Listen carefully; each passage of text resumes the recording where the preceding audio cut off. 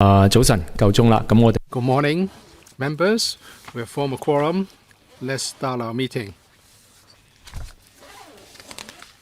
Item number 1 on the agenda, confirmation of minutes of meeting.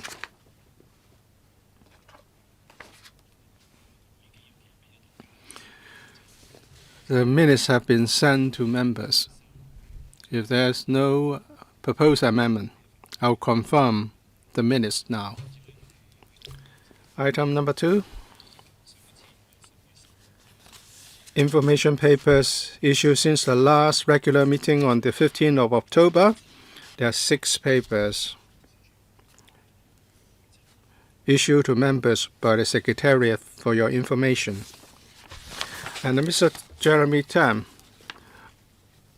sent in a letter on the 22nd of October 2018 requesting information on the government's plan to set up a civil service college in Kowloon, where this Shy Skills Training Center is. We have referred Mr. Tam's letter to the Civil Service Bureau for a response. So far, we haven't received any. When we received a reply, we would forward it to members for information. Next item, proposal of rescheduling of the regular meetings of January to July 20th, 2019. The regular meetings for this panel is that we are going to have a regular meeting on the third Monday every month from 10:45 to 12:45. But on the 2nd of November, the education panel requested that we reschedule our regular meetings starting from the 1st of January this year, so that they can have the regular meetings in that original time slots. So please refer to paper CB4 197 1819, appendix to that paper actually, and consider whether we should, starting from the January of 2019, we would have our regular meetings on the second Monday every month from 4:30 to 6:30, except one particular regular meeting on or the meetings are from April to June 2019. Comments from members?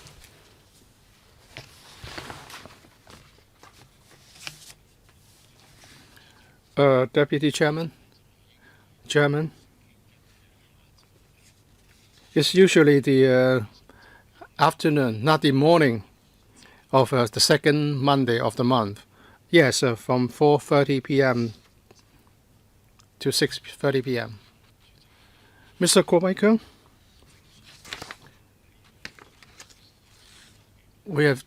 there are just a few members here. Would you issue a circular to sound out the views of other members? I can make it, but I'm concerned that those who are not present today may have other ideas, and attendance may be affected. Mr. Poon Siu Ping, I support this in principle. Can I get some information from the Secretariat? Is the HS panel holding its regular meeting on the first Monday at 4:30? No, it's from 10:45. Would it clash with the meetings of HSP? No. The slot is a vacant one. That's why they have make this suggestion. Before the meeting, the other members of the panel were also informed. We haven't received any objection, but maybe the suggestion of issuing a circular in writing so that people can put a tick in the reply slip, that would be a nice recommendation. What about members who have just joined us? in respect of the proposal to reschedule regular meetings of January to July 2019? All right, if not, then we would inform or consult members formally in writing so that they can confirm this by putting a tick in the reply slip. Item 4, date of next meeting and items for discussion. To save time, please also invite the officials to join us now. Members, please refer to the list of outstanding items for discussion. For the next meeting, it's the 17th of December. It's a Monday. We'll start at 10:45 a.m. 2 items are proposed. First, issues relating to the lifeguards of the LCSD. Second item, creation of a principal economist post in the office of the government economist under the Financial Secretary's office.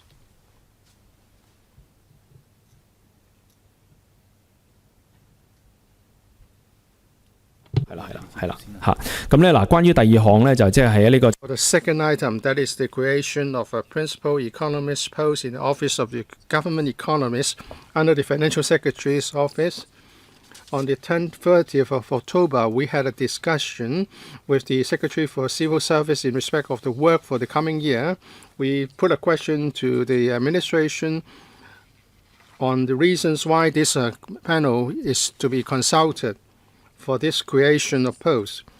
The Secretary for Civil Service said that in accordance with usual practice, any post that would straddle different policy area will be a subject of consultation with this panel.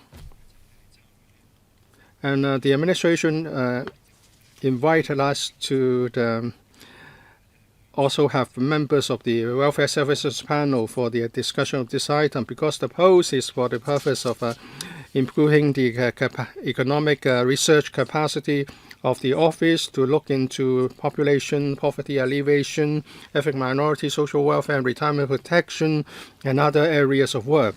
Therefore, electricals, other members of this council should also be invited for the discussion. So do we agree that we should invite other non-panel members to our discussion next time? Comments? If it's a post under the Financial Secretary's office, or they should send someone from the CDB or the FSO. Don't say this is a civil service post and they will only send Secretary for Civil Service. The relevant policy bureau should also send someone to our discussion. It shouldn't be just a matter for the Civil Service Bureau. Secretary or Permanent Secretary, can we invite representatives from other bureaus to our discussion? Yes, we'll relay the members' suggestion to the relevant parties. All right? On the 11th and 15th of October, we make some proposals on discussion items. The Deputy Chairman and I myself had a working meeting with the Secretary for Civil Service on the 30th of October to reflect members' proposals.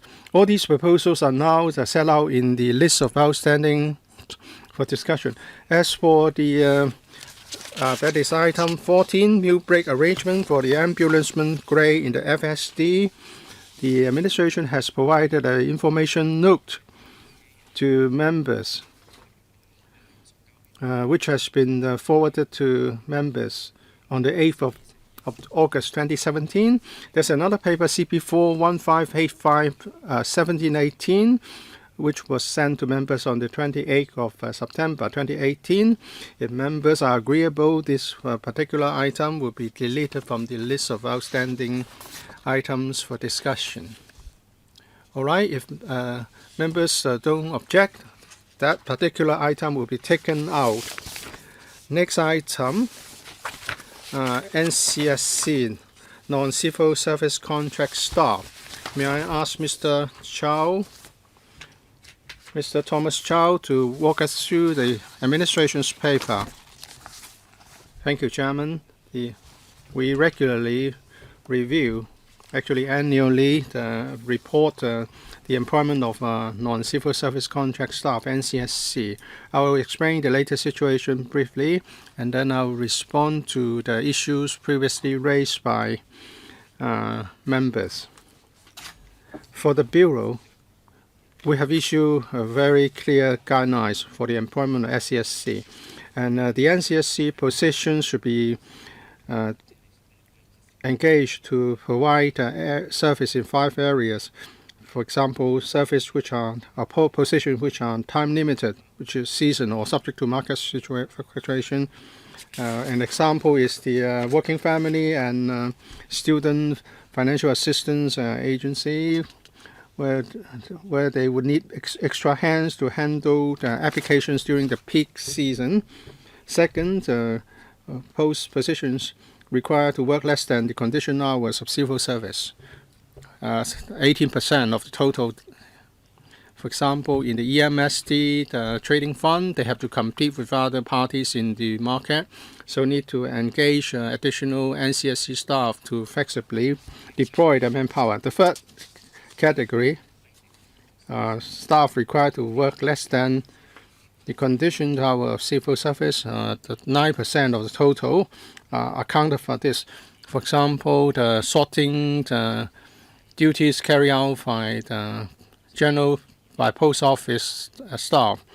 The working hours, that there are a few working hours during which they will be the busiest, so they need extra work, extra hands. The third one is that they need to tap the latest expertise in a particular area of labor market, 9% of the total. Some departments have to employ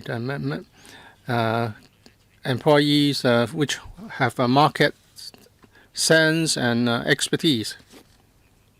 And another 18% is accountable by departments requiring to deliver service, but the mode of delivery is under review. And when the review is conducted, the posts may be replaced by civil service positions. We believe that it would not be appropriate to employ the civil servants for such positions. And so instead, if we employ NCSC staff, the departments will be able to meet their service demand or manpower demand flexibly. For the first category, time limited, seasonal, or subject to market fluctuation, or the working hours is less than the general condition hours of civil servants, or positions requiring latest expertise. For these positions, it would be difficult to replace them with civil service positions. As for the last category, those which the service delivery mode is under reviewed. If after the review that the positions are considered better to be replaced by civil service positions, then the departments would do so. So we need to have NCSC staff in our system. Let me talk about the changes in respect of the figures. Members may wish to refer to Annex 1A. During the peak in 2016, there were more than 18,000 NCSC staff. In the middle of this year, the number has dropped to 9,773. The numbers are declining over the years because we have done a lot about the NCSC system.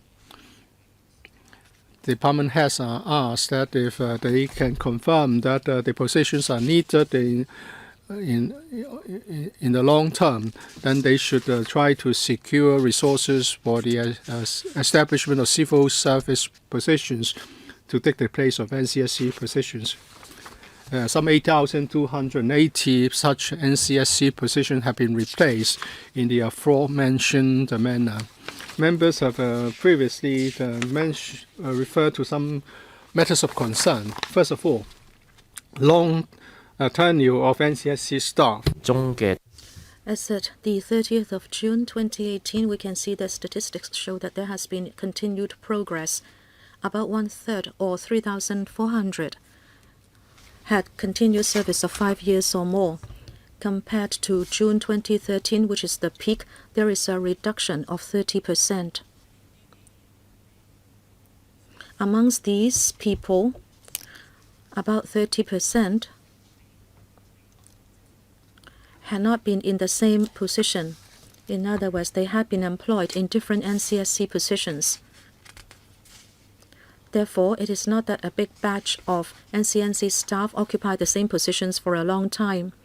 And in fact, many of their work had to do with jobs that are subject to market fluctuations, or that they work less than the conditioned hours of civil servants, and these cannot be replaced by civil service posts. But as I said, on the other hand,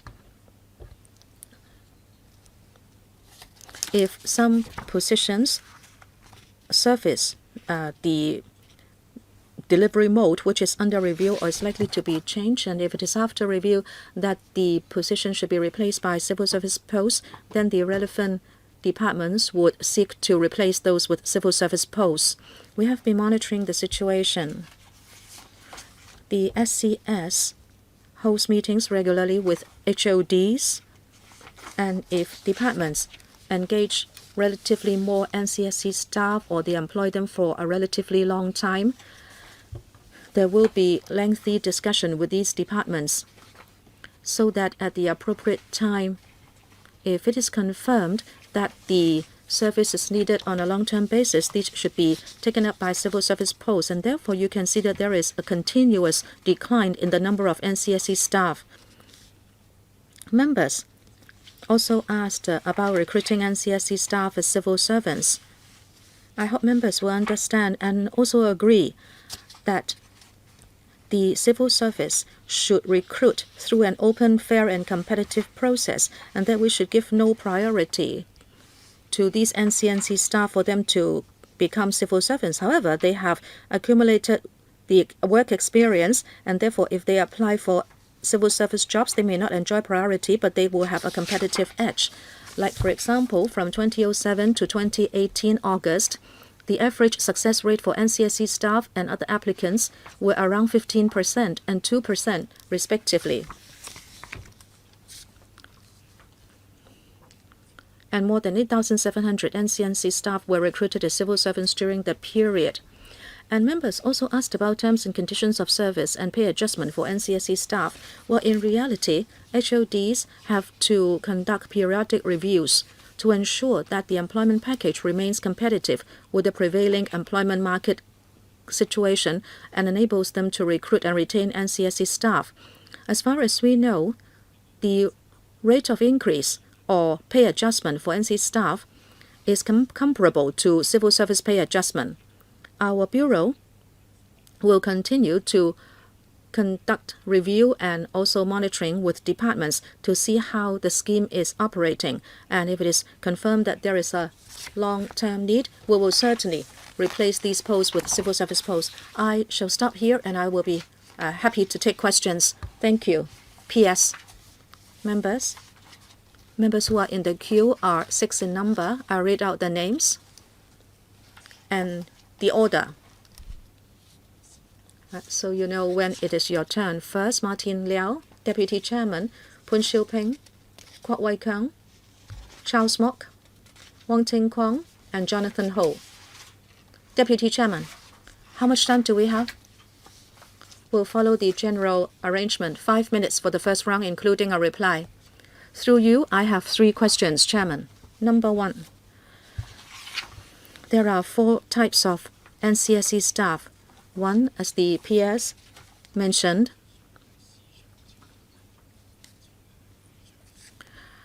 that these people should have the latest market information and also the skills. Now, you always say that you need people for sales and marketing. This is what you said last year as well. I'd like to ask about other people who are also in this category. Can we have examples and also figures? Secondly, according to the paper, for the judiciary, within a year, there has been a big jump for NCNC staff, starting from the 30th of June 2017 from 83 to 108 on the 30th of June 2018. I'd like to know about the reason for this and also the makeup or composition of such new members of staff. Number 3, with regard to tenure of 5 years or over and those full-time NCSC staff who have occupied the same position. Apart from the nature of the work to tackle market fluctuations and also the service, the mode of delivery of which is under review or is likely to be changed. Apart from these, I'd like to know how far have you conducted the review with regard to these positions, especially for those who have been occupying the same position as NCSC staff for over 10 years. Will you replace them with civil service posts? Thank you. First question. You want to have information about people who have the latest professional skills and occupation skills. We always give the example of sales and marketing, and we are talking about Hong Kong Post, which is a department that engages a lot of NCNC staff, so we tap it as an example. But then in terms of information and information technology, and also at the efficiency unit, we have the hotline 1823 inquiry hotline. We think people with the latest professional knowledge and occupational skills should staff these positions. As for the judiciary, where there is an actual jump in the number of NC staff, we understand that these are mainly security guards. And number 3, the pace of review. As I said, every year we collect reports from HODs, and actually we have regular meetings with HODs, and this is a standing item, especially with departments which engage a large number of NCSC staff, and sometimes these NC staff work for long periods of time. We would look into the detailed situation with the HODs to see whether their review can be completed as soon as possible, and if it is established that the positions are required for the long term, and if these positions can be filled by civil servants, we will ask them to secure resources in order to create civil servants posts. But as the Deputy Chairman said, say for example, we should draw a line at 10 years and that the position should not be continued. I think there will be actual implementation problems. As I said, for certain trades, they may be taken up by NCNC staff. However, the nature is not for civil servants to fill the post. Say, for example, they are time limited or seasonal in nature. If you engage a civil servant,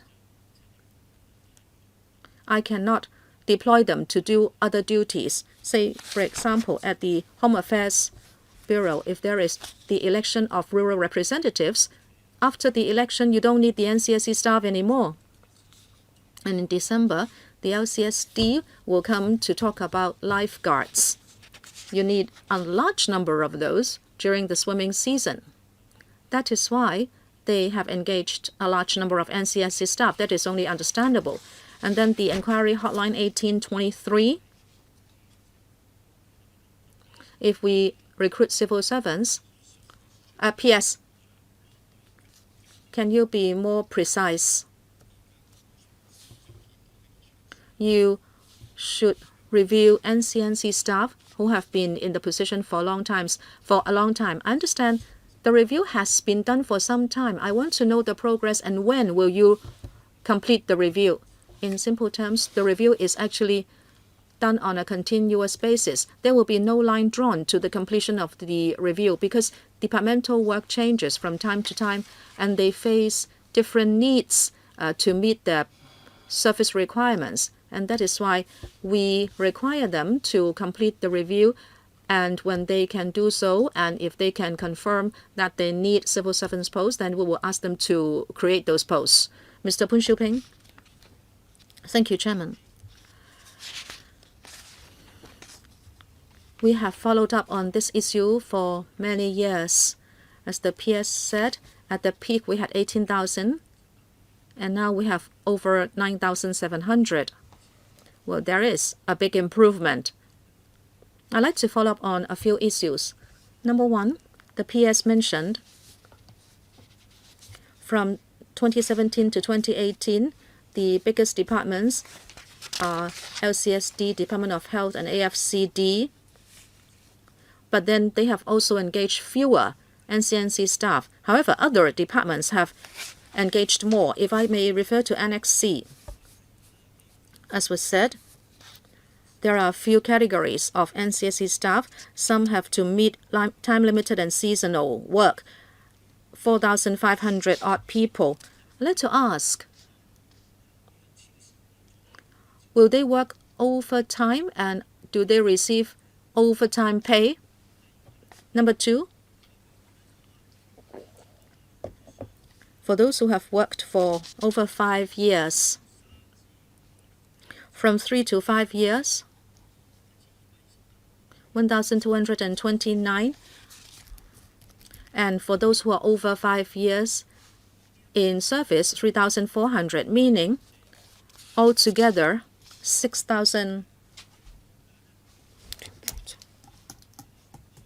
4,600 people. They have been in government, therefore. In fact, they enjoy an employment relationship with the government. I'd like to know whether they are entitled to paternity and maternity leave. Those two questions, please. On overtime work, some do engage in overtime work. In the contract, it is stated that it will be compensated with leave days. Say if they have overworked for a certain time, this will be compensated in terms of leave. If someone has worked for over 40 weeks, then this person will be entitled to maternity and paternity leave as civil servants. Did anybody enjoy that kind of leave? Oh, yes, certainly. Recently, we extended the maternity leave to 14 weeks. We have liaised with the relevant departments, and they will also immediately adopt the 14-week maternity leave for NCNC staff. Mr. Kwok Wai-kang. Thank you, Chairman. Chairman, can you please assist us with this? If the paper already has the details, please do not repeat them when you do the introduction so we can save time. Coming back to this issue, the FTU has always been of the view that whether it is NCNC staff or your contract out work, these are ways to cut corners for the government. But these people are neither here nor there. We have said many times that NCSC staff do not have promotional prospects. They do not have civil service welfare. They do not enjoy civil service pay adjustment. They have no protection. They have no future. Therefore, I have the following concrete questions. Just now, the PS said that their pay is adjusted every year, you said. You have listed the NCNC staff for us, for all the departments. I'd like to know what is the pay adjustment percentage for these staff. If you have the figures today, all the better. If not, you should provide those figures later. As you know, they do not have any incremental point as civil servants. There is no automatic increment. If the pay adjustment only follows the pay trend survey for civil servants, then they receive a lower pay adjustment. And also,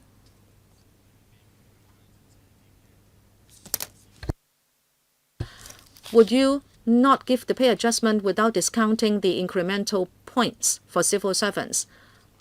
In the past 11 years, from 2007 to 2018, you say You say over 8,000 NCSC staff were recruited as civil servants. 平庸嘅，佢哋都係好 They don't enjoy any priority. It's just like the green form applicant for HOS. They have the experience, so they do have some competitive edge. You are going to set up the civil service training college. Will there be any training courses offered to NCSC staff to help them prepare for the days that they will become civil servants? 強化啦嚇。咁另外最後一個問題。 This would make sure that they can gain the necessary experience for their job. And also, before legislative amendments, civil servants are now given maternity leave of 14 weeks. I believe NCSC staff should get the same treatment. As for the MPF offsetting mechanism, the date is 2022, but the government is going to do it now. Can we draw the line here for NCSC staff now so that there will be no more offsetting instead of waiting for 2022? First, the NCSC system is not designed to save money. As I've said, it's because of the nature of work. And we think that such a job should not be undertaken by civil servants. On the adjustment of salary, we have talked to the departments with the most NCSC staff. In 2018-2019, the rate of salary increase is very close to that for the government, for civil service. For example, Education Department and EMSD, the rates of increase for the three bands of staff are very close. For the higher band, it's a 4.5%, which is higher than 4.06% for civil service. And for 1823 NCSC staff, they receive across the board 5.2%. And so actually the rate of increase is higher than those for civil servants. As I've said, the NCSC staff are more successful in applying for the civil service position because of the experience that they have gained. On the question of training, whether they are civil service or contract staff, if the head of department thinks that they should get some training, then we organize training programs for them. On the question of offsetting mechanism, MPF offsetting system, we will follow the system under the legislative framework to be introduced by the government. Mr. Kwok, do you need to have supplementary information on the relevant rates of salary increase after the meeting in writing? Well, yes, certainly, because the Permanent Secretary has actually told us the better cases among all the departments. Please provide the information in writing after the meeting. Mr. Charles Moore, I'm more concerned about the outsourced contractors staff in the IT field. I believe by talking about the NCSC staff, you do not cover agency workers seconded to work for the government. You would ask the departments to make their own decisions to employ such staff, but you need to know what they are doing. You said that this is not about cutting costs. But if you employ agencies to provide the manpower, and these agency workers are paid lower than civil servants, so in a way the difference is pocketed by the manpower agents. In the past 10 years, we can see the ratio going up. At present, the ratio, the number of agency workers has exceeded that of civil servants. So we are going to seeing increases in both categories, but the rate of increase is much higher in respect of agency workers. I don't want to argue with the administration on whether there are time limited or short-term needs, because some have been working for the government for more than 10 years. It's not healthy to have more agency workers than civil service working in the same department. And this year they have a new project, a new tender exercise T25, which will take effect in January next year. 15 companies have won the contracts. They have adopted some new arrangements to address the concerns of staff. For example, for salary adjustments, basically, the rate will be pegged to that for civil servants. There will be some improvement to the employment benefits. And they can now apply for a new job 2 months before the expiry of the existing contract, instead of asking them to stay away for 2 months. And there are also improvements to the arrangement of early resignation. So I know the OGCIO has introduced such improvements, but in recent time, because the government has increased more civil servants, so many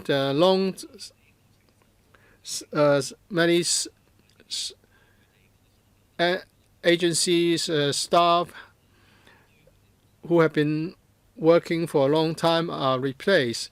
So they are rather worried. I've talked to the departments, and the departments have promised to do something about this.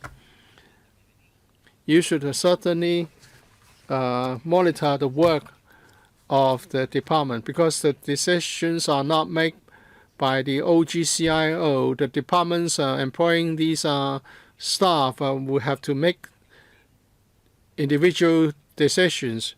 You said there will be no priority, and then but you say they have a competitive edge. Well, but they have to start from scratch.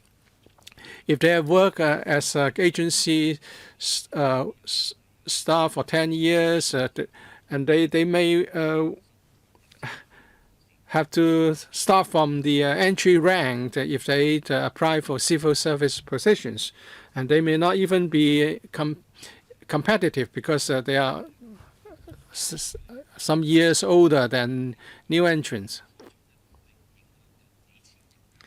This arrangement would affect thousands of government workers, agents employed by agencies. I don't want to talk about the concrete improvements, but you need to understand and deal with the overall arrangement. Thousands of people are affected, and the entire administration would also be involved. Maybe you can briefly respond to these questions. For these T contract staff, they are not NCSC staff that we are talking about. We have regular meetings with OGCIO. We have paid attention to the issues raised. We'll take up the matters raised by members with the OGCIO. Mr. Wong Ting Kwong. Thank you, Chairman. Paragraph 6 states that for the positions with long-term operational and service needs, the NCSC positions will be replaced by civil service posts. What do you mean by long-term operational and service needs? Are there objective criteria? And also Annex D says that 3,404 NCS staff are employed for 5 years or more. What do you mean by long term? Isn't 5 years long term? And with 9,000 NCSC staff, according to the Permanent Secretary, last year the Bureau told us 1,956 NCSC staff have worked for 10 or more years. So is that not a proof that the NCSC positions are needed for the long term? Would such positions be maintained? 1,956 NCSC staff. What would you do to offer these people an arrangement? Well, when we provide service to the public, the service is unlikely to be changed in the foreseeable future, so these are long-term service needs. So apart from long-term operational and service needs, we also consider whether the position should be held by civil servants.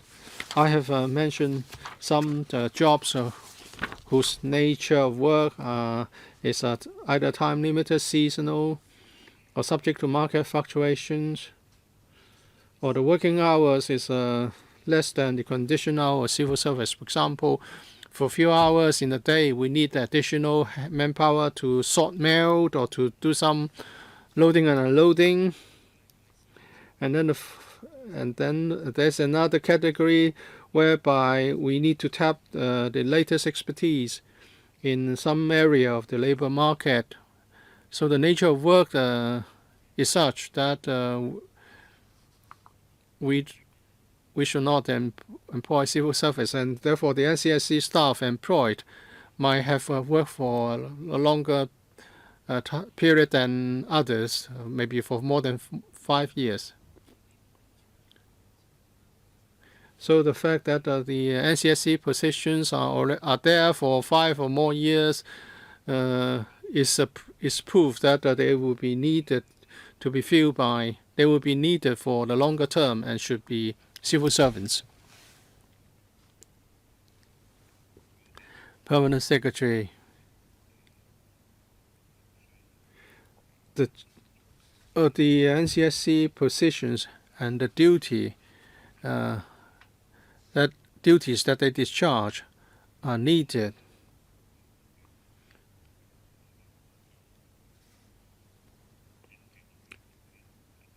In the long term, how many of these positions will be replaced by civil service positions in due course? Because of the nature of work of these positions, it may not be appropriate to have a civil service taking up the duties. For example, post office workers. We need someone to do the job for a few hours, and then this NCS staff can go home to take care of their homes. 1/3 of those NCSC staff who have worked for 5 years or more that do not stay in the same positions. They may have They may gone to another department to take up another NCSC staff and carry out different duties. Mr. Ho Kai-ming, Thank you, Chairman. A question for the Permanent Secretary. If there are recruitment difficulties for NCSC staff of a particular kind, and then there's no recruitment difficulty if you employ civil servants, would you employ them as civil servants? 合約僱員 P.S. Some members asked whether the NCSC staff enjoy lower pay. No. I know they are paid the same way. But I'm saying if there is difficulty recruiting NCSC staff, would you recruit civil servants instead? No, this is related. The HOD has to fix a salary or wage level which is competitive in the market so he can recruit the right people. The member was asking that under the major principle of fairness, as you know, we conduct open recruitment. And we will... Oh, sorry. I don't think you have understood my question. I'm saying if an NCSC position is not filled by the market and there is a lower recruitment rate than necessary for a few years, will you recruit those positions with civil service conditions? Well, we'll have to see whether they should be staffed by civil servants. Okay, let me talk about lifeguards. The principle is that NCSC staff should not enjoy higher pay than civil servants. But then for 5-6 years in a row, you are understaffed. About 30% of the NCSC positions every year are not filled. Will you consider a principle for LCSD to create posts of lifeguards in the civil service so that you will not have an under-recruitment situation? Well, why don't we look at it the other way round? If the department confirms that there is a long-term need and it should be staffed by civil servants, oh yes, that is the case for the creation of posts. In this December meeting, the LCSD will be coming here to explain to members about the lifeguard situation. But do you have that policy? Oh, Chairman, if the policy is if the nature of work should suitably be taken up by civil servants, then we should do it by the creation of civil service posts. Okay, I won't dwell on that. Second question. Are the entry requirements the same for NCSC and civil servants for the same position like lifeguard? Chairman, the HODs are the ones who know best what kind of people he or she needs in terms of working experience and skills. No, I'm talking about the same position. Then should the requirements be the same as civil servants? Well, it is up to the HOD according to the nature of work. Please be patient. Next month, you'll be able to have a discussion with the LCSD. Well, I understand, but I'm talking about the policy. I'm talking about departments other than LCSD. Well, yes, I can ask LCSD, but anyway, the third question. What about training for NCSC staff? Is there a difference between training with their civil servant counterparts? Well, again, it is up to the HOD to decide because he knows best what kind of training his staff needs. And they should conduct the training, or if necessary, they can do so at CSTDI. But it is clear that NCSC lifeguards receive less training after entry than civil servants. I'm thinking whether NCSC lifeguards should save fewer people. I don't think that is the case. They should work the same way and therefore they should receive the same kind of training. When I go to a swimming pool and if I drown, I won't raise my hand to say I want a civil servant lifeguard. However, if their in-service training is not the same, if their entry requirements are not the same, then does it mean that they are offering worse service to the public? Chairman, I can only explain on the policy level. We provide training according to the needs of the staff. Talking about this position of lifeguard, I hope members can ask the LCSD about it next month. But the policy is clear. Well, I believe the Bureau should give some policy support to the LCSD if they insist that some jobs should be taken up by NCSC. Well, we have shorter and shorter winters, can we lengthen the swimming season and so you can have long-term staff? Well, we can have a longer discussion, a detailed discussion in December. Mr. Ip Kin Yun, Chairman, according to the paper, overall speaking, full-time NCNC staff have decreased from 10,380 to 9,773 or 5.8%. I think that is some good news. But I'm concerned about the Education Bureau and the number of NCSC staff. From last year, 1201 reducing to 1179 or just 1.8%, meaning it is lower than the territory-wide decrease.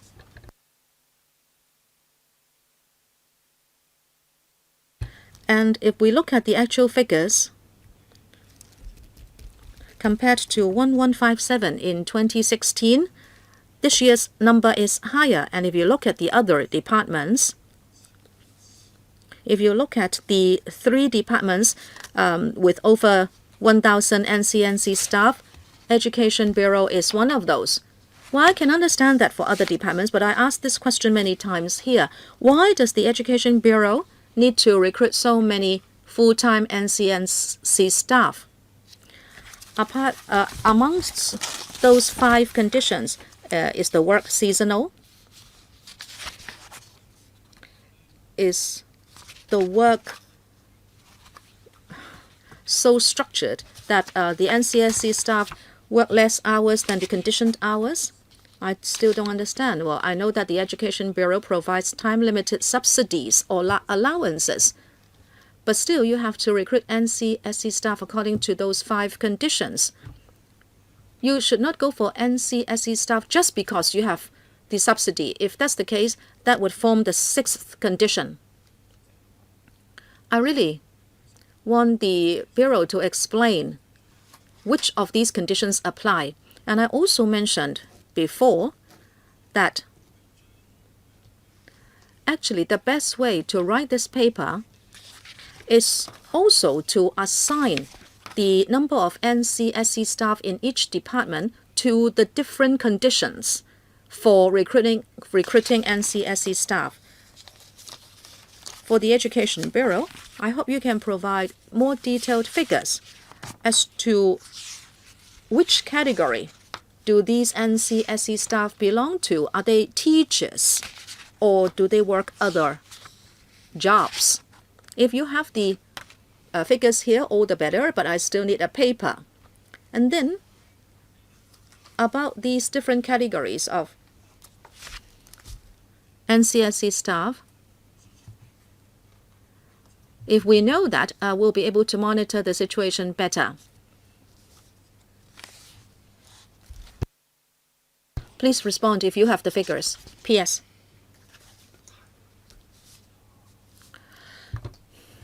Actually, every time the SCS meets the PS of the Education Bureau, he asks the same question. We have got some information with the Education Bureau. Amongst the NCSC staff to tackle time-limited work, 213 as at the 30th of June. 535 at government schools and 213 at headquarters. And then at government schools, there can be the recruitment using different kinds of subsidies for meeting short-term needs, say, for example, IT, education, subsidy, etc.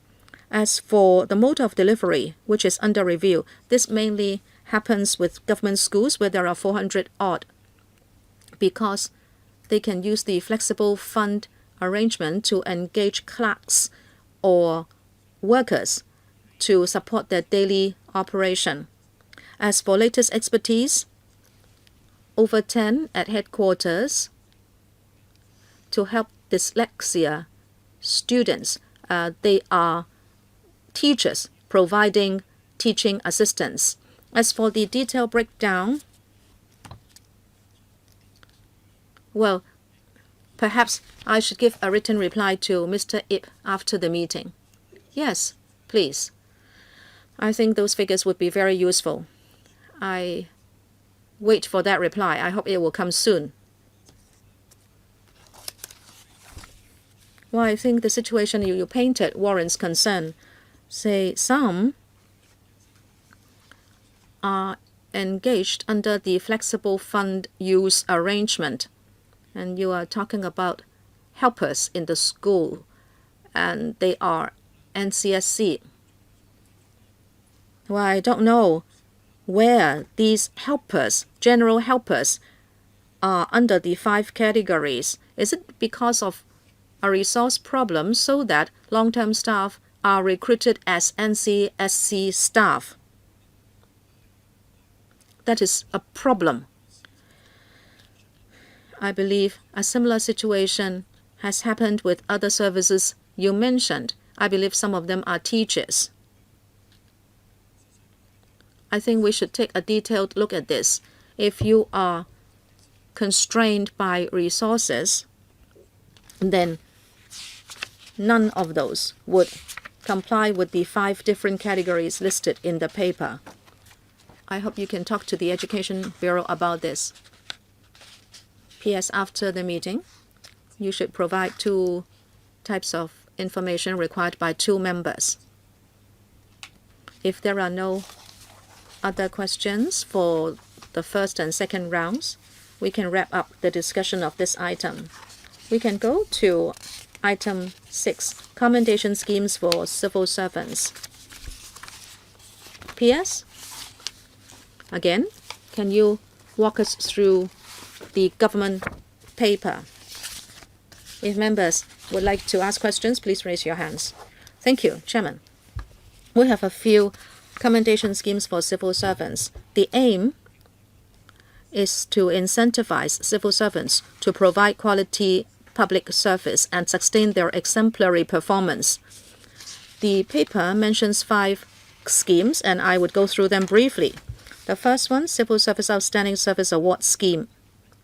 We do this biannually. The last time was in 2017. This is to recognize the exceptional achievements of departments and teams in providing quality service, to promote a customer-focused culture in the civil servants, and also to share experience in pioneering public service improvement. There are 3 awards: Interdepartmental Partnership Award, departmental awards including the Service Enhancement Award and the Best Public Image Award, and the third one, Team Awards. Apart from the gold, silver, bronze prizes, if the departments or teams are particularly good in terms of IT and interactive communication with the public, they can enjoy a meritorious award. We also put emphasis on selection and judgment by personalities in the district and also the private sector. We would invite seasoned managers from various service industries to do the first stage, and then second stage, legislative councillors and district councillors, and also the staff side members of central consultative councils and officials from CSP will do the second round. As for the Best Public Image Award, we would engage an independent professional research company to do a survey. We invite all members of the Legislative Council and District Councils, and also we do a random sampling of members of the public, and they are invited to vote in an anonymous survey. I'd like to take this opportunity to particularly thank the 4 Electoral Council members who were on the final adjudication panel for these awards in 2017, including Mr. Ip Kin Yoon. Thank you very much. And the 2019 work for these awards will be kick-started soon. We will be releasing the details as soon as possible. And as usual, we are going to invite all the bureaus and departments to take part, and legislative councillors will become the chairman and also members of the final adjudication panels. The presentation will be done in the 4th quarter of next year. And members sat in the committee said that we should publicize this more, so we are going to invite media coverage. And together with the Education Bureau, we are going to organize a school promotion program. and will also dispatch the information through other channels. The second award scheme. 獎計劃啦，咁呢個係 And this is an honors recognition system not limited to civil service. In 2018, 108 civil service were awarded under the system. And then there's also the Chief Secretary's Commendation Award Scheme. The Secretary for the Civil Service Commendation Award Scheme. The number of recipients per annum is 100. And we have a third 100 recipients in 2018 from 34 bureaus and departments. And then there's the commendation letter scheme. In 2017, about 2,700 commendation letters were issued by bureaus and departments. And lastly, the Long and Meritorious Service Travel Award Scheme for recognizing long and meritorious service of serving civil service or non-directorate officers with continuous service of 20 years or more and who have track record of consistently good performance and who have not received any government travel award before will be eligible for consideration for the grant of an award. The ratio is quota ratio is 1 to 27. We have 2,530 awards granted in 2018-2019. The total amount involved is $113 million. And LAMCHEUK members have asked us to improve the arrangement so that the awardee can choose to travel with a friend or relative. We have taken on board this suggestion. So starting from 2019-2020, the awardee can flexibly nominate a traveling companion to receive the same travel allowance. We believe that the expenditure would increase as a result. That's all for my briefing. The floor is now open for members to raise questions. 4 members would like to ask questions. Mr. Poon Siu Ping, Mr. Yip Kin Yuen, Mr. Jeremy Tan, and Mr. Ho Kai Ming. Because we have only got just a few members, so I will be more relaxed about time management. So 5 minutes for each members for questions and answers. Well, we should offer commendations to the civil service with good performance, and I did participate in some of the work of the panel. You're going to spend more than $100 million, and the main is to be incurred in the Long and Meritorious Service Travel Award Scheme. Some $60 million is involved there. You have accepted the suggestion to make some enhancement, and the criterion for service is 20 years, and the ratio is 1 to 27. Would you consider shortening the criterion of continuous service further? And in the 4th quarter of 2019, you are going to have the next exercise of Civil Service Outstanding Service Award Scheme, and they were suggested that there should be more publicity given to them. So have you assessed the effectiveness of past publicity activities and what would be done this time? The total expenditure on the Long and Meritorious Service Travel Award Scheme is more than it's actually $113 million. And now the ratio is 1 to 27 this year. It used to be 1 to 30. Mr. Jeremy Tam,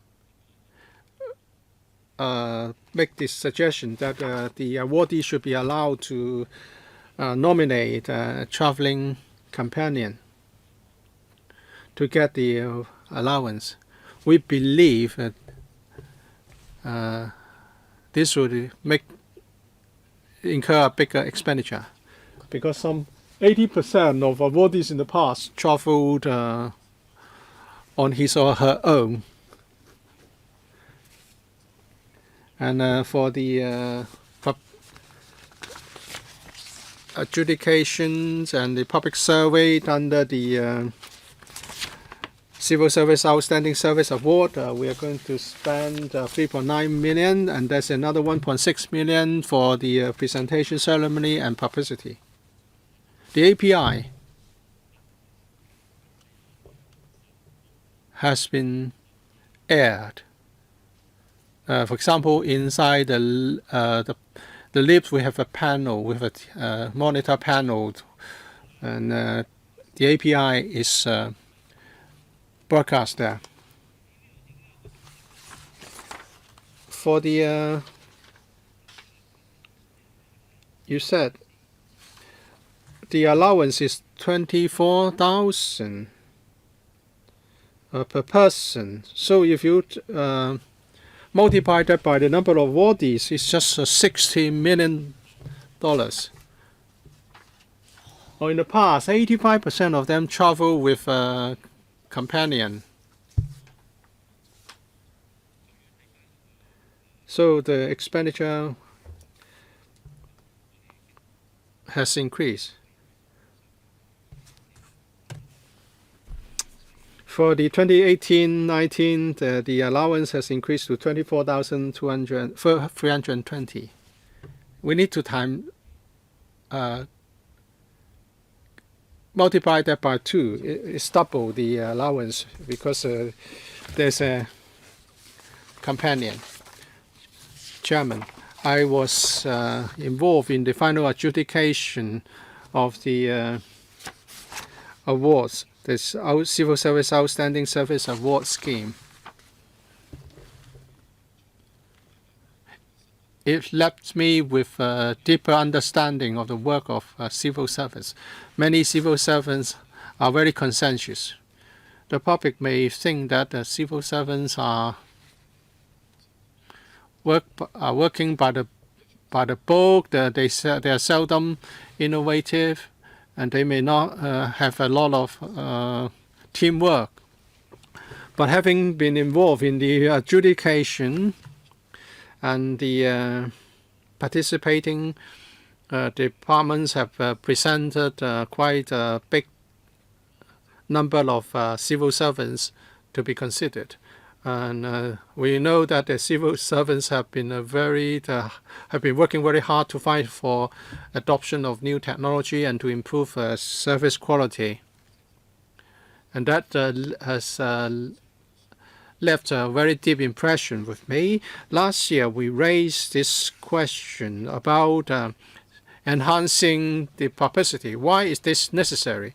If we say that civil servants are doing a good job and they are recognized by their superior by getting awards in this scheme, of course, it's really a very positive encouragement to them. But for those who are serving in the public sector, doing public service, public recognition is important.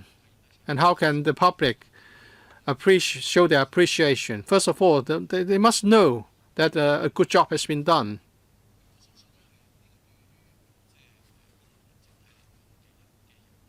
I think this is good for the image of the civil service and also an encouragement for those civil servants who have done the job. We want to have a healthy cycle of encouragement and improvement and innovation, and so that we can attract more talented people to join the civil service. Last time, it seems that the publicity hasn't achieved the results we desire. For example, the presentation ceremony in 2017 was not reported by any TV stations. Only a handful of newspapers carry reports. Some do not have a big circulation.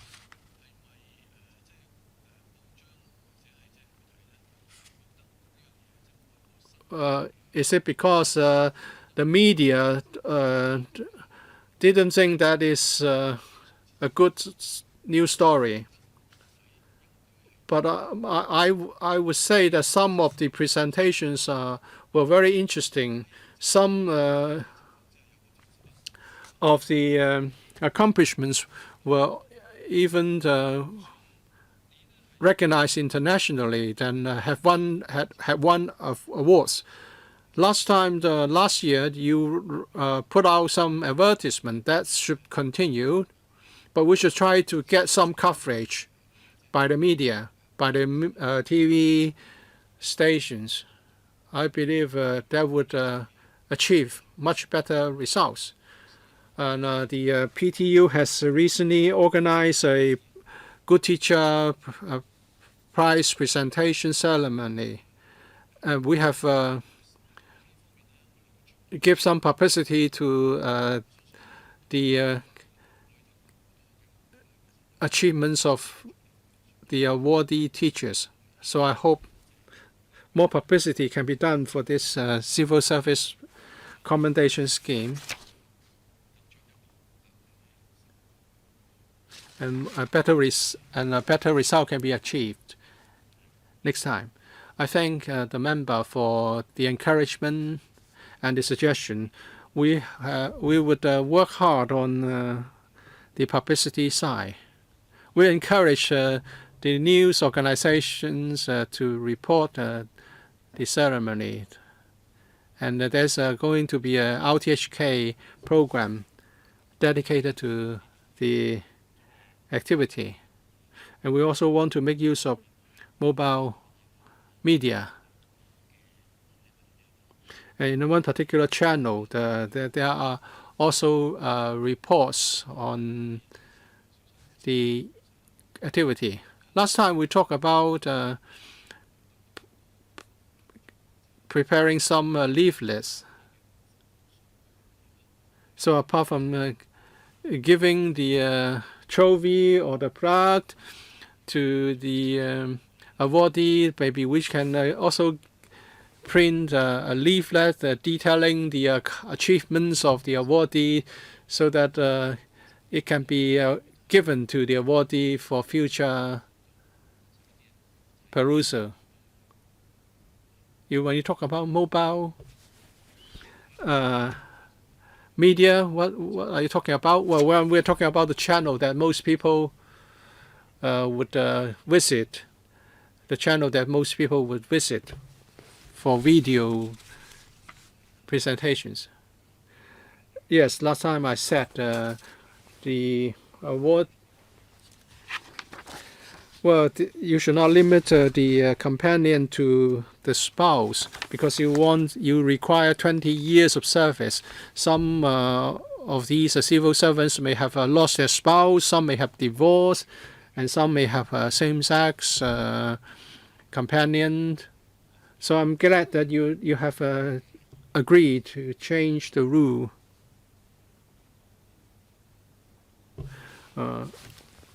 Sometimes suggestions made by members are not readily accepted, but this is a good example of our suggestions being accepted by the government. Well, because their civil servants may have lost their spouse, and they should be allowed more flexibility. On NCSC staff, it said 3,400 of them, 1/3 of them have served as NCSC staff for the government for 5 years or more. So they may have got a few contract renewals. The paper only state the number for those who have worked for 5 or more years. What about people who have worked for, say, 10 or more years? Do we have such cases? If NCSC staff have worked for more than 20 years, would they be eligible for this long and meritorious service travel award? Or would there be another travel award scheme in parallel for NCSC staff with a lower allowance so that they may, say, visit some South Asian countries so as to foster a greater sense of belonging among NCSC staff? 首先 Thank you, Chairman. I'd like to thank Mr. Tam for his comment. Well, we responded to that swiftly. The administration does place emphasis on members' views and comments. As for NCSC staff, if they perform well, they can benefit from the commendation letter scheme, which is decided by HODs. This can be given to an NCSC staff member, and it will be put into his personal file. If this person should apply for a civil service post, the information will be of importance, and this will be a competitive edge for this applicant. Right now, NCSC staff take up 4.5% of the entire civil service, which is a small number. Since they have totally different recruitment terms and conditions, therefore we have no plans to draw up similar meritorious service travel award for them. And if there are jobs which are for the long term and if they should be taken up by civil servants, we do hope that these can be turned into civil service posts as soon as possible. So there is no plan to provide travel award for NCSC staff who perform well. Chairman, I don't really like that answer. If you look at the electrical brief on the same topic, para 11, it says that the award is not one of the work conditions of service. In other words, this is not something in the civil servants' conditions of service. This is something extra. And then the PS did not really answer my question. Number one, do you have a figure telling me that some NCSC staff have worked for 20 years? Are there such people? Answer that question first.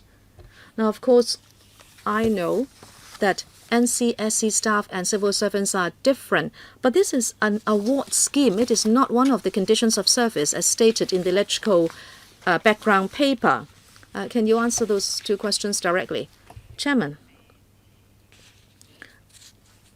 we started NCSC in 1999, so nobody would have worked for 20 years. What about those who have worked for 17, 18 years? I will have to see, because we don't ask for that kind of information when we ask for figures from the departments every year. But since you have mentioned it, we'll try to see whether we need it. And actually, on the other hand, with regard to the Outstanding Service Award Scheme, NCSC staff are eligible as a team. I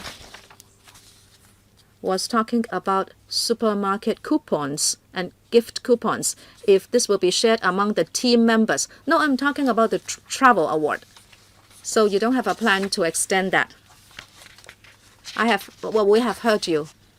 We can give it some consideration. Thank you. Next, Jonathan Ho. Chairman, I have nothing to quibble with this scheme. I'm talking about NCSC and contract out staff. Can you consider also giving them motivation under these commendation schemes, like during Typhoon Mangkhut, FEHD, HD cleaners and security guards worked very hard to tidy up the aftermath. But actually, these are not people are not included. When on the day of the typhoon, they went to work late, and in fact their wages were reduced. So can we include them in these commendation schemes?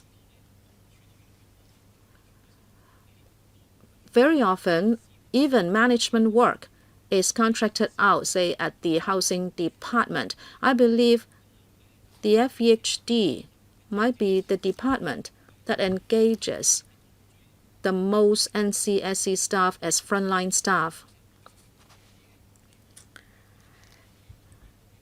Some managers are contract out workers.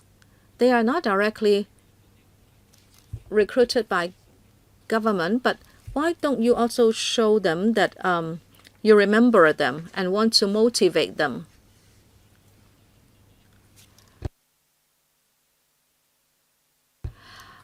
I know that the 1823 enquiry line receives a lot of calls from the public.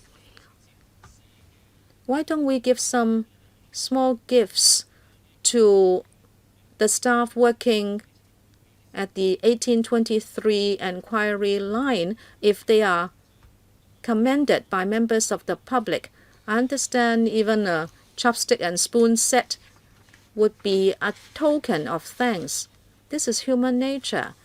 Some priests have told me that it is easy to criticize, but not to praise.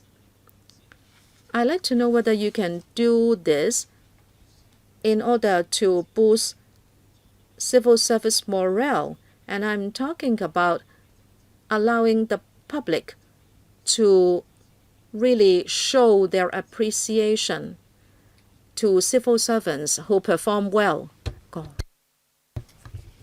Chairman, with regard to these commendation schemes, we target civil servants in the main.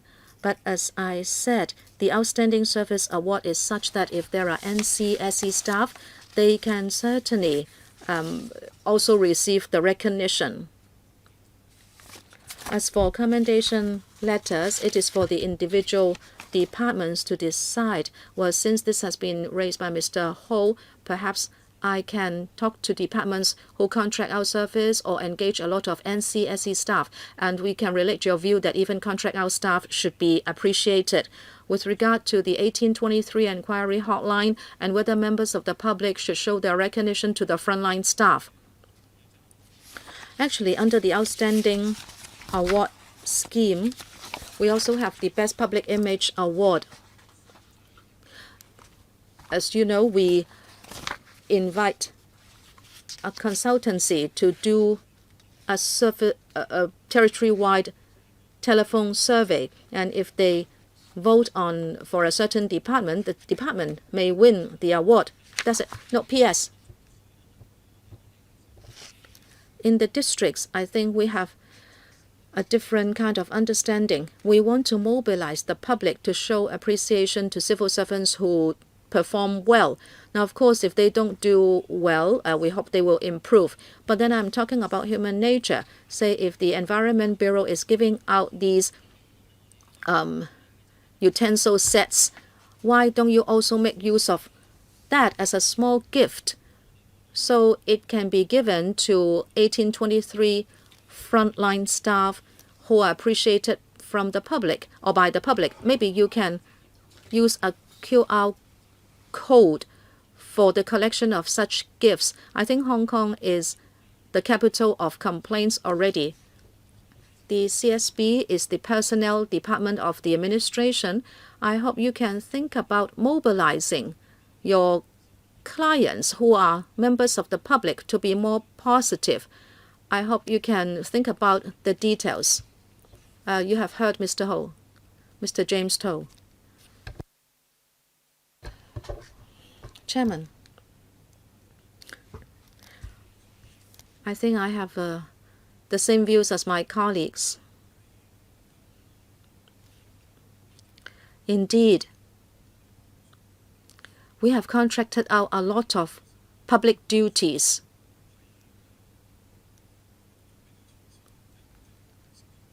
Very often, these are the frontline staff. theoretically, the contract out staff work for the contractor.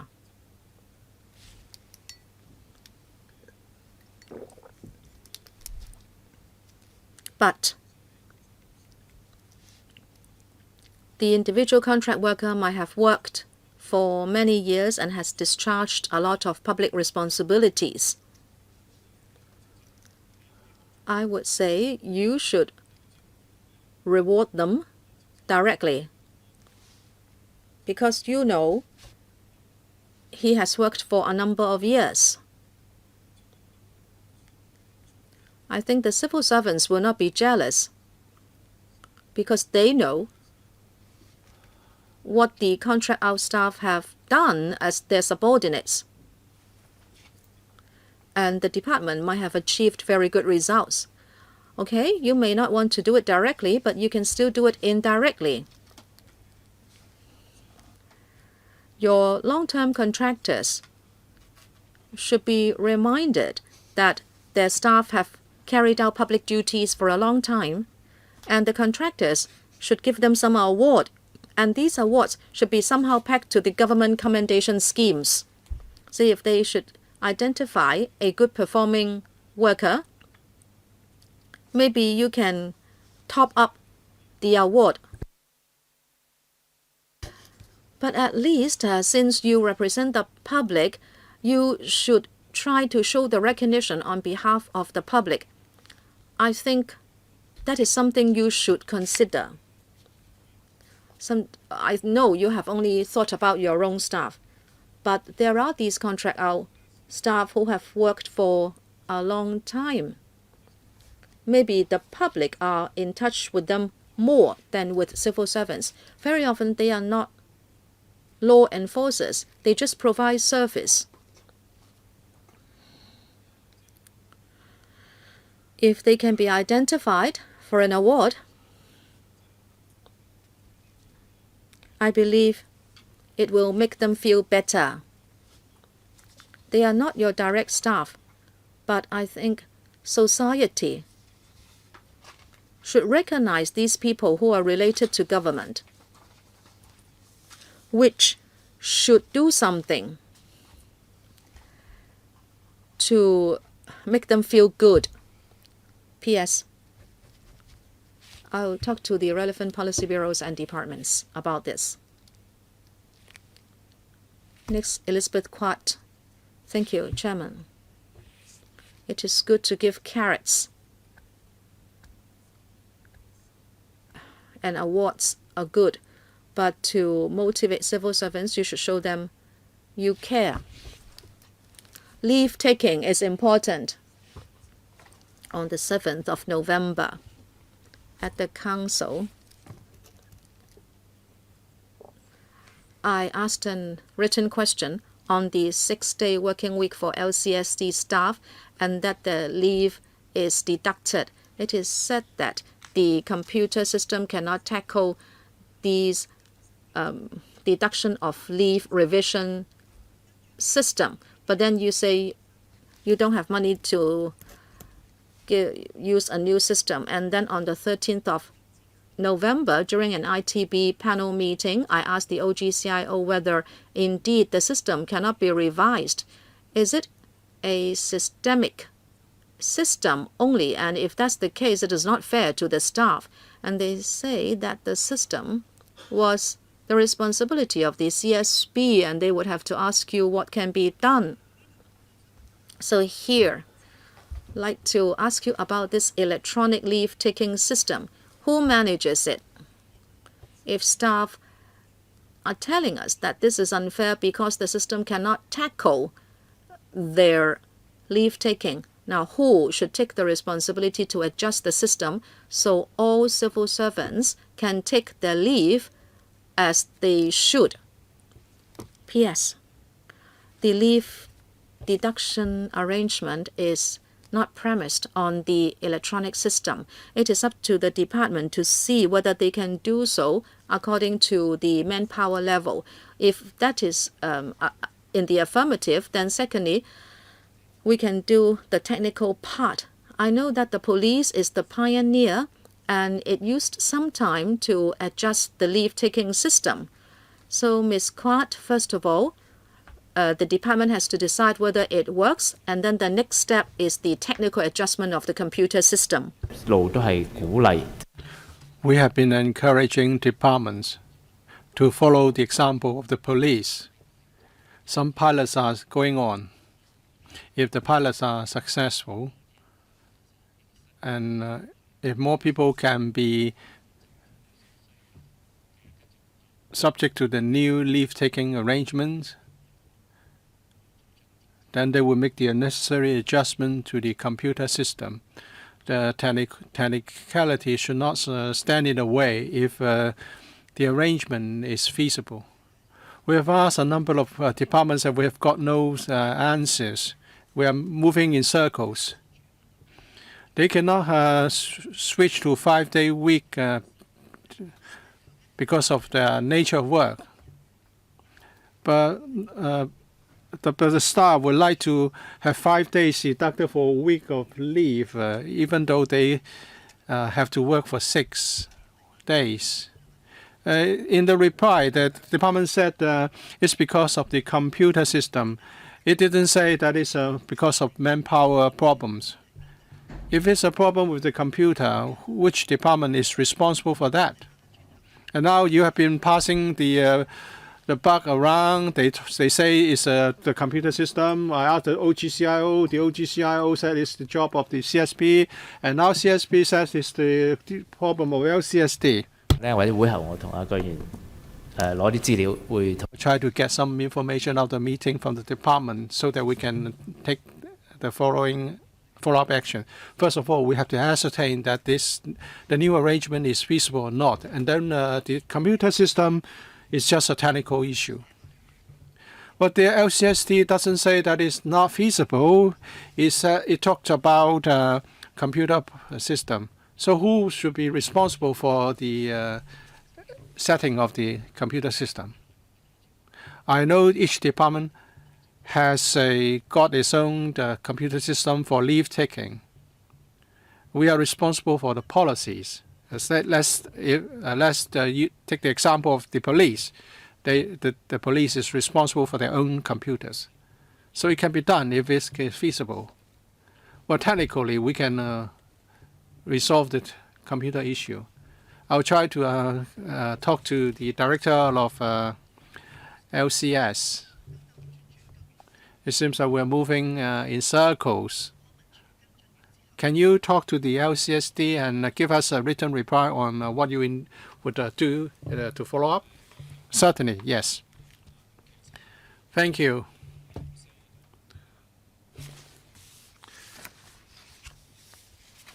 We have received a document from the trade union of LCSD staff on the question of leave, taking a leave deduction. The submission will be copied to members for information. So we would like to know whether individual departments have got specific problems and cannot implement the standard arrangement. Mr. Siu Ka-fei, we are now talking about commendation schemes for civil servants. Well, in recent times, we have this culture of criticism, and government departments bear the brunt, and officials at different levels have been criticized severely on different occasions, especially senior officials, the directors of bureaus and permanent secretary are particularly affected. Well, it's our job to monitor the administration's work. So when something impacts upon public interest, we certainly voice our comments, and of course we can express our views with different tones, And I think at the same time, the public should understand that, civil servants also do good and not always do bad.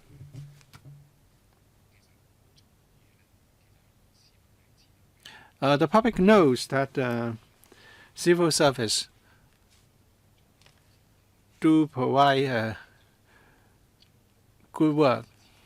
So I support these commendation schemes. And some of the awards will involve public assessment. This system may not be fair to some departments. The public know that the Fire Services Department is doing good in providing necessary service. And of course, we don't expect fire services officers to do bad things. But what about the EMSD? Well, how often would the public come into contact with the EMSD unless you have a lived incident? And also, what about the geological engineering office? The public don't quite understand what they do, so it's very difficult for them to get the award. So how can you foster the sense of belonging of different departments, irrespective of their work nature?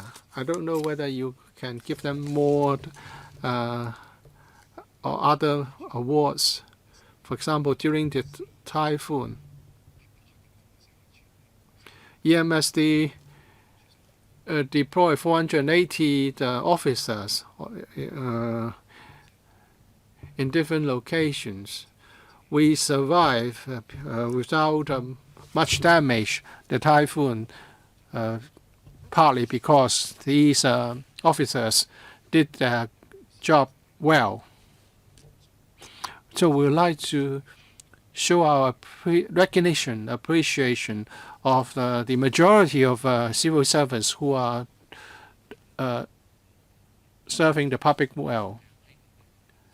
Of course, we're pleased if we get appreciation and commendation and recognition, and of course we would reflect upon ourselves if we are criticized. So we have already got 12 rounds of awards. Some 60 awards have been awarded. FSD has done well with 50-odd awards over the years, and EMSD is also doing well with more than 30 awards. We'll give them a certain level of recognition when their contribution comes under assessment under the award scheme. We still have time, so Miss Elizabeth Kwok. And you have got the supporting measures to boost morale of civil servants. And I have said this many times, to boost morale, an important issue is to allow them to work with dignity. Many civil service trade unions have asked me to tell the government to provide for an offense of insulting public officers so that they will not be insulted out of no reason when they carry out their duties.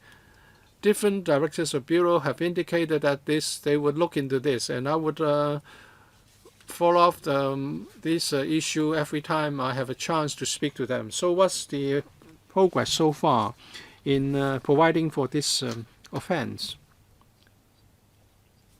Of course, there are divergent views in the community whether there should be an offense of insulting civil servants. The secretary is looking into a secretary for Security Bureau, the Secretary for Security is looking into the practices of other jurisdictions. And we have implemented a set of guidelines, having consulted the relevant bureaus and departments. So we'll wait for the completion of the study by the Security Bureau, and then the government will take appropriate action to follow up. Well, I understand this is controversial, but you drag your feet. The discipline services and civil servants may think that you don't care about their morale. So please present the findings of your study to us as soon as you can. In paragraph 18 of the paper, you talk about a hotline service to manage stress. How many people used that service last year? We have appointed the Christian Family Service Center to run the hotline counseling service. The number remained steady in 2017. 320 odd people used the service, and then 660 calls were received through the hotline. Apart from counseling and hotline, 360 consultation sessions were arranged, and 60 of them requested a meeting with the clinical psychologist. Last time when I mentioned this stress management hotline, I did ask the government to look into the possibility of extending the service to family members of civil servants. I got no reply, either yes or no, but can you consider extending the service? Well, the hotline counseling service is available to civil servants. If their family members also need the service, they can approach the family's clinic for civil servants. The doctors can make the referral to the Department of Health or the relevant service units under the hospital authority. We know that seeing a doctor and using the hotline services are different services. If you face stress, you may want to get instant encouragement or counseling so as to relieve pressure. If these family members of civil servants want to get instant help because of the work of their civil service family members, can they also use this service? The utilization is not really high. We just got a few hundred users every year. Can you extend this to them? Apart from this civil service counseling service, there are other service providers in the community.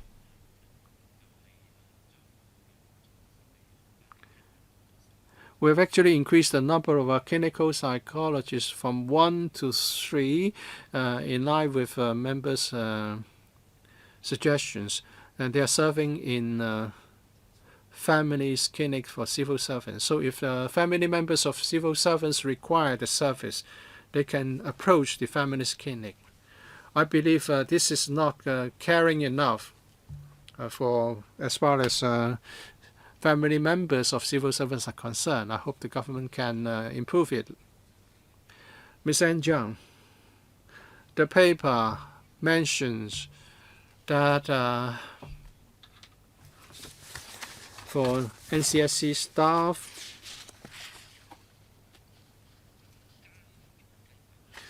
they are not covered by the Commendation Letter Scheme or the Long and Meritorious Service Travel Award Scheme? Last time the Secretary said the matter would be looked into. Well, what has happened to that review? 嗱， Chairman, the award schemes are mainly for civil servants. But then about the Policy Service Award, there are different awards, one interdepartmental partnership and one for departments. And then under that, we have the Service Enhancement Award and the Best Public Image Award and also the Team Awards. With these awards, if competing teams are awarded, and even if they include NCSE staff, those staff would also benefit from the supermarket gift coupons or other awards.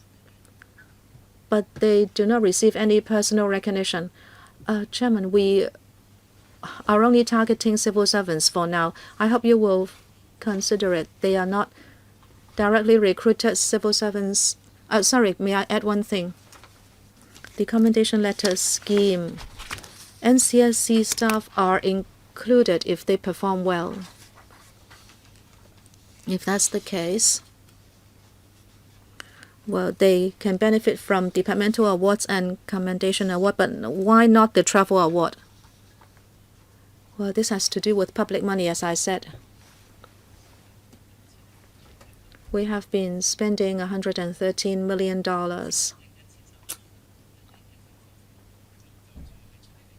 Next year, in response to some members' proposal that people should not only be able to take their spouse but also a friend, and we expect the number to increase. Resource-wise, we have to be very cautious about expanding the award further. But thank you for your view. If you spend the same amount of money, you should also consider NCSC staff who really perform well. There was the Honors and Awards Scheme chaired by the CE, and for the first time, I knew that an Australian police officer once helped a Hong Kong citizen and he was given an honor. In other words, this even benefited a foreigner who helped a Hong Kong person. And we are talking about these NCSC staff who are not civil servants but public servants. I hope they can also have some benefit. Please try to include them. And then I heard what Miss Elizabeth Quat asked about the stress relief. I'd like to mention that at the DOJ, a senior officer was prosecuted. He could not cope with the stress and he killed himself. I felt very sad about it. We presume everybody to be innocent before proven guilty, and that person was a civil servant.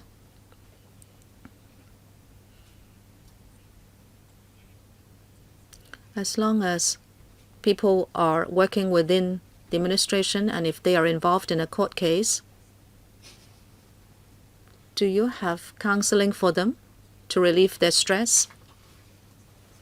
Apart from what I introduced just now, and that is the stress management hotline managed by the Christian Family Service, help can also be sought from the family's clinic. I will not comment on individual cases, but in such cases, we will contact the relevant staff and we will proactively provide the help. I hope you would be more active. Well, yes, we will.